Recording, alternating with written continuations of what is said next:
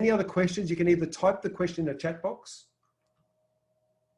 or, oh, sorry, Kitty said she can't unmute herself. Let me try. Sorry, Kitty. Are you still there, Kitty? Yes, you are. So you can't, maybe if I ask you to unmute, what's going on? I could make you a co-host. It gives me that option. Oh, there we go. So you are able to unmute now. Yes. All right, Vinay. Yeah. Josh, so Yes. you talked about your former wife. Yes. You're not meeting her needs. Yes. So in these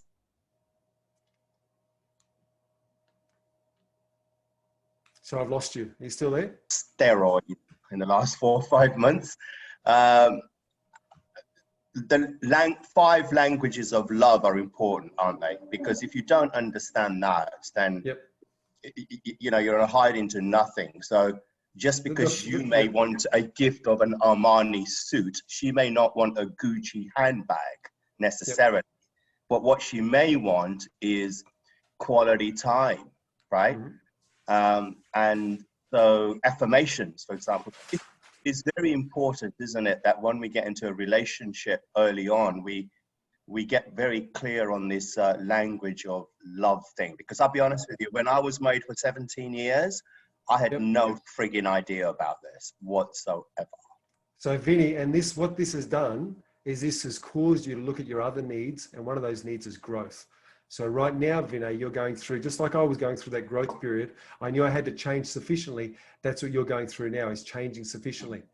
Yeah. Now, the other thing is, even if I had have known some of these things, I still don't believe that my marriage, my first marriage, would have worked to the level, particularly the level that this one's worked.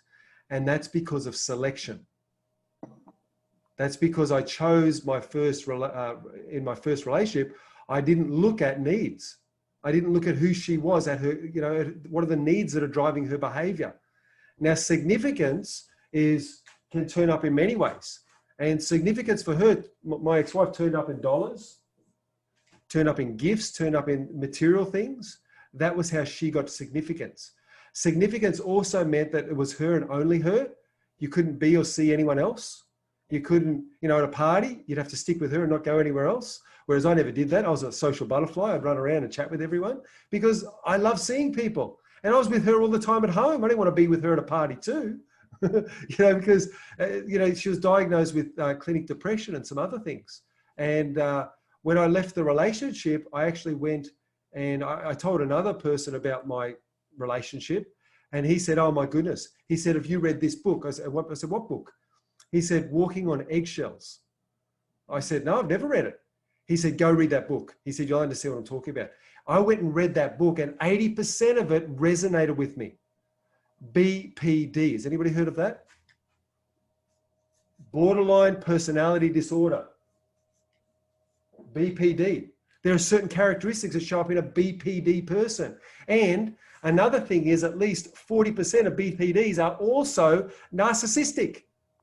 And so if you've got someone who's, you know, in that situation, and also the other thing was my ex-wife did not believe in growth. She did not believe that there was any way to overcome her challenges and problems. And guess what happens when you have a belief like that? You can't change.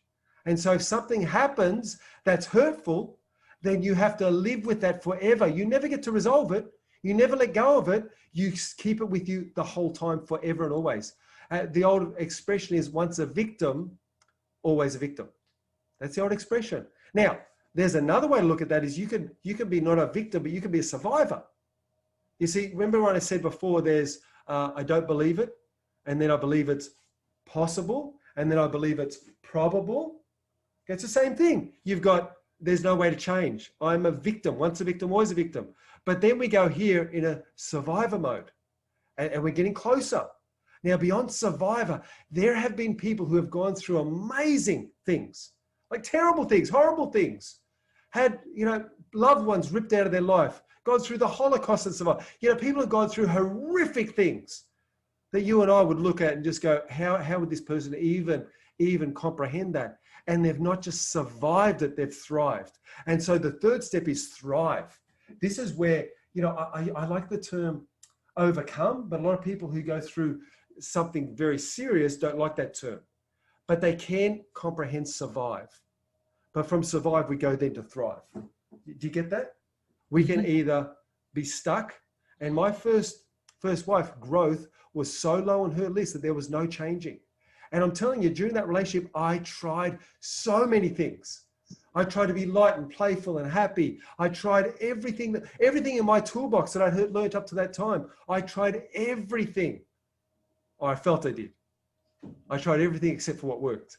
And it's later, since the relationship, that I discovered that there were things that I needed to do. Like one thing was love languages. My ex-wife was gifts. Guess what? I never gave her gifts. It just wasn't mine. Gifts to me, she would buy me all these nice extravagant gifts and I would go, it's a gift, thank you, I appreciate it. But a gift was a gift. I didn't really care. Whereas my wife now, we don't buy each other gifts or do, and it's like, yeah, whatever. Because I've got money to go buy what I want. She's got money to go buy what she wants. You know, gift is a nice gesture, but I'd much rather, and she would much rather us touch or spend time together, because that's our love language. And we'll talk more about love languages in the third relationship webinar. So we go into depth into love languages and exactly how that works. So, but thanks, Vinny, for that Josh. insight. Was there another question? Yes. Yeah, Josh. Oh, Yep. well, I was just going to, Louisa May, that wrote Heal Your Body, right? Louise Hay, it is. Hay, really? Yeah, Hay. Yeah. Now, she was raped when she was 5 years old. Yep. When she was 50, she got cancer. Yep. Now, she realised that the resentment and the bad things that had happened had created this in her body. And that's why she she looked for ways to heal her body. Wow. And so she was able to get through to the subconscious mind to change her attitude. Now, you know, I mean, it wasn't her fault, but because she hung on to it and she created this in her, the resentment, she got cancer. It just seems unfair that, you know, it wasn't your fault, but you created the cancer. Got it. You know, Got it. So it's not your fault. So listen to this. Everyone get this idea. It's not your fault. However, it is your responsibility. So everyone write that down. It's not your fault. It is your responsibility. Now, those situations that happen in life, like look at who Louise Hay is today. Look at how successful she is. She's written many books. She's famous. She's almost a household name. She's the foremost expert on affirmations. She teaches this all over the planet. She teaches about affirmations and how powerful they are in the healing process. All of this came about because of this experience that she had. Now, had she not had that experience, would she be the person she is today? Yes or no? No. The answer is no. She couldn't be. She wouldn't be the person she is today. And so sometimes the universe will give us challenge to cause us to grow. And you think, well, can't it give me a nice challenge? You would think so. You would hope so. And I certainly wouldn't wish, you know, particularly rape, child molestation on anyone. It's a horrible thing. And if we could rid it from the world, that would be my preference. But listen, every challenge that you've gone through, every difficulty is there for your benefit at some level, if you can take a step back and look from a higher perspective. If you can take a vision, look from, say, you know, the universe or God's perspective, looking down, and you see the totality of your life and who you become as a result of what you've been through. Let me put it this way. Another way to share this is this. I had a marvelous childhood. Marvelous, wonderful. I was a happy, joyful baby. I had parents that loved me. I was nurtured. I was supported. I was happy up until the time I was 22. Then I met and married my first wife. Remember this? BPD? Okay, here I am, happy guy. No, not a care in the world. I go into this storm. And it was an absolute tumultuous storm that I walked into. And I thought, what is this? Is this what marriage is supposed to be like? And almost from day dot, after the first 2 weeks, it was hard. We had a little honeymoon. And then it just became difficult almost straight away. And I'm like, is this the way it's supposed to be? And yet, you know, I'm not a quitter, so I put my effort, my energy in. Now, going through that experience of 6 years, I learned so much about how to deal with somebody with this, because I was dealing with it every single day. Like a psychologist might see a patient once a week. Okay, once a week, a person comes in and they have these problems, they talk through problems and away they go. I was dealing with this all the time. So guess what happened at the end of it? I had grown from the experience. It was the hardest thing I've ever gone through in my life. It was difficult. I was peaceful. I had so much anxiety going into my relationship with Rebecca. So I met Rebecca, and I had anxiety there. I didn't want to go into this. I was fearful. Why? Because I'd been so badly burnt. I'd been hurt. There was trauma there. And the trauma wasn't from my childhood. It was from that marriage, that relationship. But you know what? I look back at that whole experience now with gratitude. And I bet if you asked Louise Hay, she would look back on her trauma with gratitude. She would say, thank you. Thank you for giving me this experience to grow. Let me put it this way, and you'll love this. You see, if you want to be great, be grateful.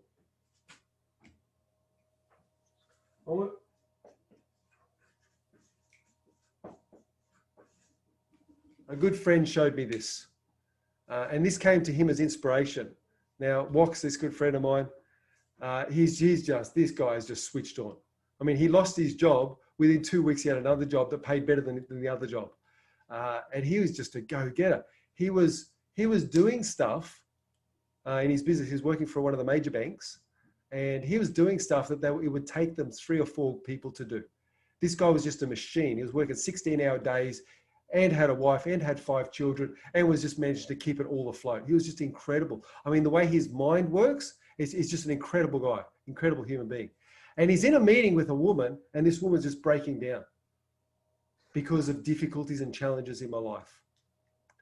And he wrote this word up. He wrote forgiving, because she was holding on to resentment for someone in her life. She was holding on to that resentment. Now, when you don't forgive someone, it's like drinking poison and hoping they die, because you drink poison into your soul. You poison yourself, hoping that they're affected by it. It doesn't affect them in the slightest, but it does affect you.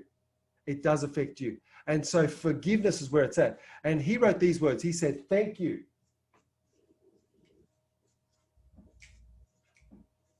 Thank you. He said, you know what you should say to this man? Thank you for giving me this opportunity to grow. And these words just came into his mind. Thank you for giving me this opportunity to grow. So every time you think of that word forgiveness, think of this phrase. Thank you for giving me this opportunity to grow. And that's what it is. It's about growth. Everything that's happened in your life that's negative, that's detrimental, that's knocked you down, it's the universe giving you a special gift. And you know what that gift is?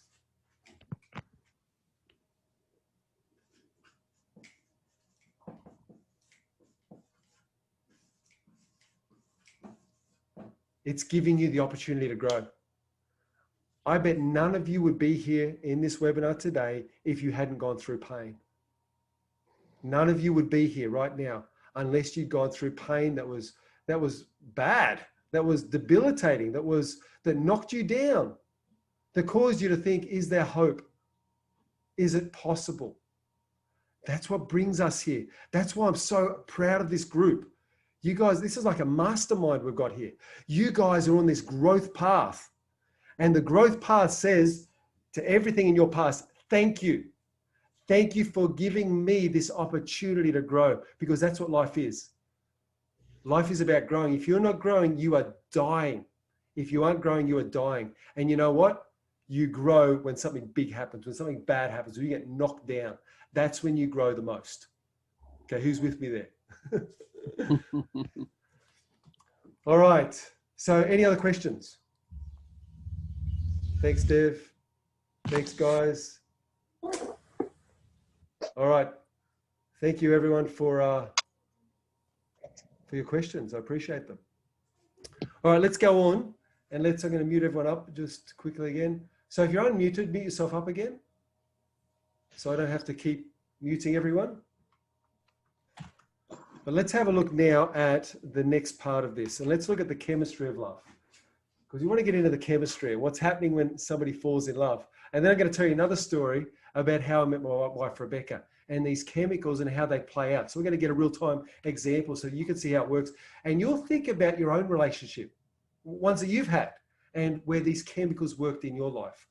So let's talk about that. So first of all, there are 3 stages when it comes to, falling in love. There are 3 stages. First is the spark. Second is the attraction.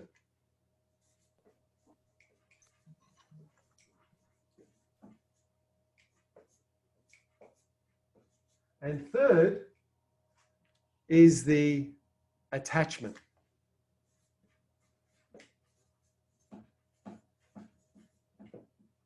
Okay, so these are the 3 parts. This is falling in love. So you went through, either consciously or unconsciously, all 3 parts when you fell in love with someone. And right here and now, we're here to talk about the chemicals, the chemistry. Like when people ask, what is love? Everyone from anthropologists to scientists, they've all got this different definition. And even in the Bible, we've got definitions of what is love. And you might have read that in the workbook that I set out. So in the good book, it said, God is love, or love. What is greater love hath no man than this, than a man laid down his life for his friend. Those are the couple of quotes that I use in the workbook. So religions have this idea or concept of love. Scientists have a concept of love. And so will you and so will I. We all have this concept, this idea of love. But what is it?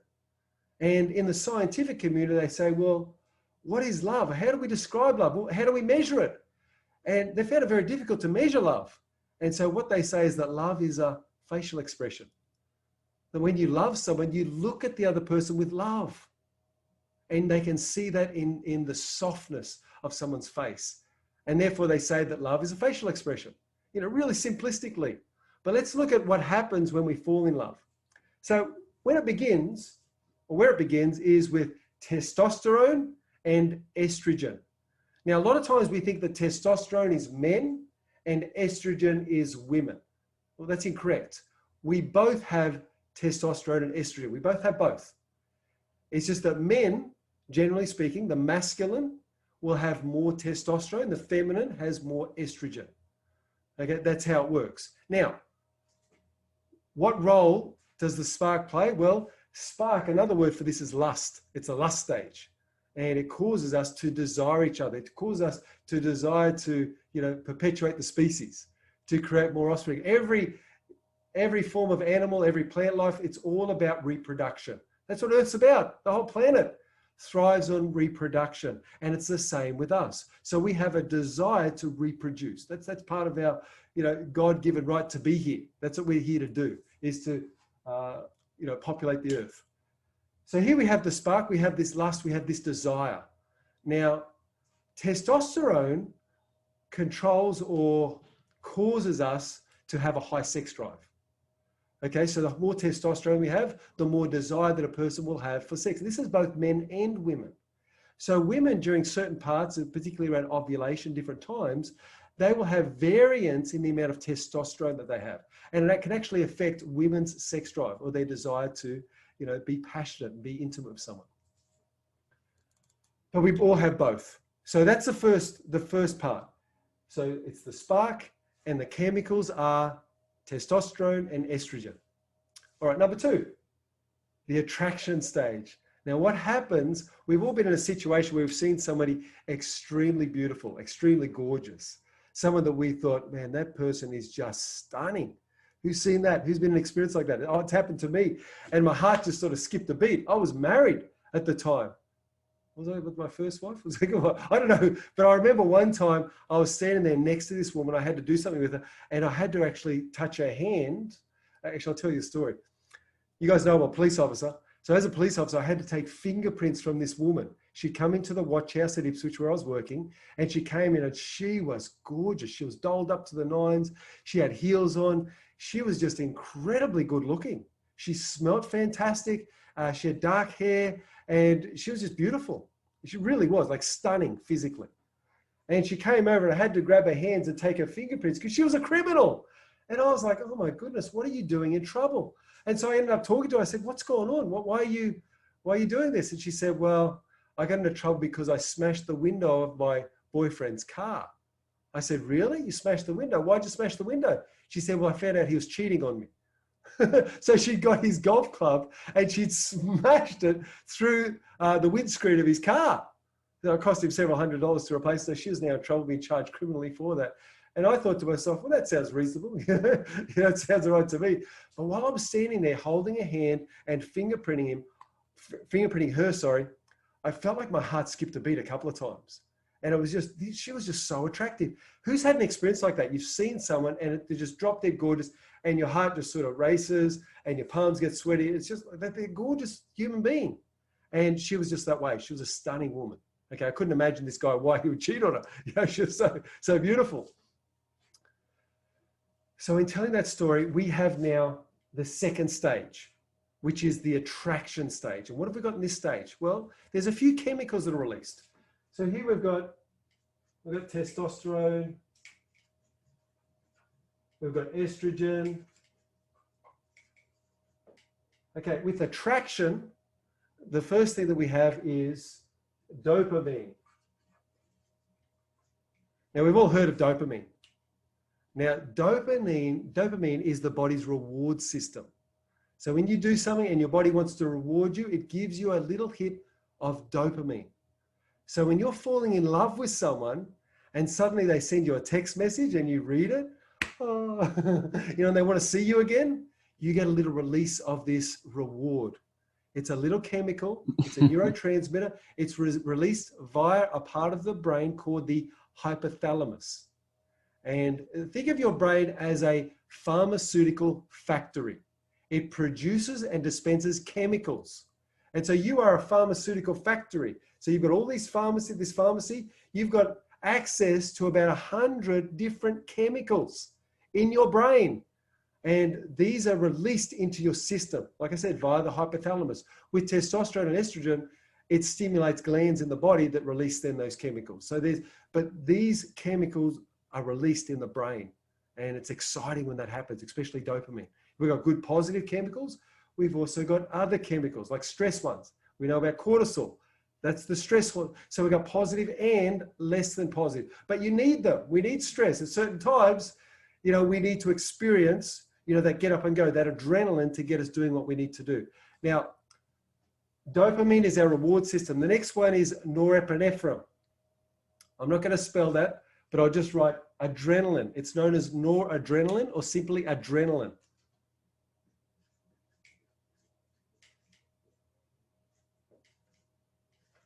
Adrenaline. And the third one is serotonin. Now, I hope I've spelled that wrong, but you get the idea. I hope I've spelled it right. Did I say it wrong? I hope I've spelled it right. So we've got these three: dopamine, adrenaline, and serotonin. Now let's go to the second one, adrenaline. Now, when you fell in love, you were so alive and so on fire. Who felt that? You just, need for sleep had gone, need for anything. Like you didn't need sleep, you didn't need food. You could just go all day, you could go all night, you could talk on the phone, you could get an hour's sleep, go to work all day. You had unlimited, unbounded energy. Now, where did this come from? That came from this chemical. That's norepinephrine. That's causing your system to just be wired and for you to be wide awake, alert, excited, happy. Eventually you'd crash, you'd pass out for 10 hours, and then you'd be right for a few more days, and off you would go again. Okay, but that's adrenaline. And when you fell in love, you're thinking, wild horses couldn't keep me away. You might work real till late and then still have time to go see that person that you love because you feel so drawn to them. And you've got so much adrenaline running through your system. Okay, who knows what I'm talking about? You get excited like that. Woo! It's exciting, isn't it? The last one's serotonin. This one's interesting because serotonin levels do not increase. Serotonin levels actually decrease. Now that's interesting for this reason because scientists have worked out that impulse control disorders come from a lack of serotonin. Willpower comes, or lack of willpower, comes from a lack of serotonin. When your serotonin levels are lower, you have less resistance, less willpower. And isn't that true for relationships? When you fall in love, you feel yourself being drawn to that person. Like you want them. You want everything about them. You can't spend a minute without them. It's so exciting. And what happens is at that same time that you've got this adrenaline, this dopamine, you get all this reward, then you've got no willpower. So it's a recipe for disaster. And that's why when some people fall in love, they make very poor selection decisions. Now listen to that. This causes us to make very poor selection decisions because our serotonin is lowered. You've now got no willpower. You're now looking at this person through rose-colored glasses. You've now checked out that critical factor and you're just all heart. I'm in, I'm all heart. And you go launching into this relationship only to find out 17 years later, Vinny, what have I done? What have I done? So think about that. So serotonin drops. All right. So let's go to the next one. Attachment. There's two chemicals here. The first one is oxytocin. And in the workbook, there's a whole big write-up about oxytocin. And you can go and read up about oxytocin. This one's important. The second one is vasopressin. And vasopressin is more to do with blood pressure and heart rate. And so, things speed up, obviously, when you're feeling alive, you're feeling good, you're feeling wonderful around this person. You actually get a physical sensation coursing through your system. Okay, in the early days, some people keep this going for their whole relationship. Others lose that. Okay, these chemicals, can they dry up? Absolutely. Absolutely. These can last, and scientists estimate that this adrenaline, this norepinephrine, lasts for about 18 months to 3 years. And that's it. After that, love becomes work. Now, I don't believe that. I believe that this can continue throughout the entire relationship. But we've got to believe it, and we've got to train ourselves to feel that. We've got to train ourselves to make it like it was at the beginning, because we can do that. It's your mind. They're your chemicals. It's your mind and they're your chemicals, and you get to release them anytime you choose. So when you create different meanings in your mind about your relationship, when you keep renewing it in your mind, you keep renewing your love, you keep renewing your chemicals. Now, it may not be the same intensity you had right at the beginning, because let's face it, there's nothing like the falling in love. I mean, it's just an incredible time of your life. However, you can replicate it to some degree over time, and we get better at doing that. So who'd like to know how to do that? Awesome, hey, good fun. All right, so let's look at oxytocin. So oxytocin is also known as the cuddle hormone. Now, why is it known as the cuddle hormone? Well, if you do 20 minutes of intense cuddling, you will release an amount of oxytocin into your system. So intense cuddling. Other ways it's released, well, during sex, sexual intercourse, during genital stimulation, so breast, vagina, penis, anything like that, stimulating those areas of the body creates oxytocin, a release of that. And like I said, it's the precursor to bonding. It actually brings us closer together. Now, there's other activities. There's other things that produce it. For example, for a woman, breastfeeding produces oxytocin. And this causes a mother and baby to bond incredibly closely. Childbirth. During childbirth, now childbirth, many people don't consider that a pleasant experience. Many would consider that an unpleasant experience. However, when a woman has a baby, there is an immense amount of oxytocin that comes into that woman's body when she has that baby. And she just loves that baby, loves it. The baby could have no teeth and it looks like an alien. It's only got 2 strands of hair, and she'll look at it and think it's the most beautiful thing. Look at this, it's the most beautiful thing on the planet. You look at it, it looks like an alien, all right? But that makes her love the baby. So that's what oxytocin does. And we can get oxytocin in our relationship as we nurture it, as we bond, as we connect, as we continue with passion, as we continue with intimacy, emotional connection, passion, the physical connection, and also a commitment, letting that person know, you know, you'll never get rid of me. I went to my wife the other morning. I was in night work. I'd come home, I'd slept till 2 in the morning, and I got up and I went and saw her, and I just said, you are a wonderful wife, and you're never getting rid of me. I'm going to be here forever. And it was just a reaffirmation in her mind that I'm in to stay. I'm committed to her, absolutely committed. I'm in 100%, regardless of what it's going to cost me, regardless of how I'm going to have to change. And isn't change painful at times? Well, it is. It's painful, but you know what? Necessary if you want the best quality of life in your relationship. And that's what I'm committed to. I'm committed to her, and I'm committed to the relationship. And so it's an exciting thing. So oxytocin is that cuddle hormone. It's the one that keeps us going back. It's the one that makes us bond as families, spending time together with your family. You know, oxytocin, quality time as a sitting around the table, oxytocin. Okay, it's a wonderful thing, and it's necessary, and it keeps families tight together. It pulls us in tight, and it helps us to bond. So there you go, there's oxytocin. So that is the chemistry of love. So what we're going to do now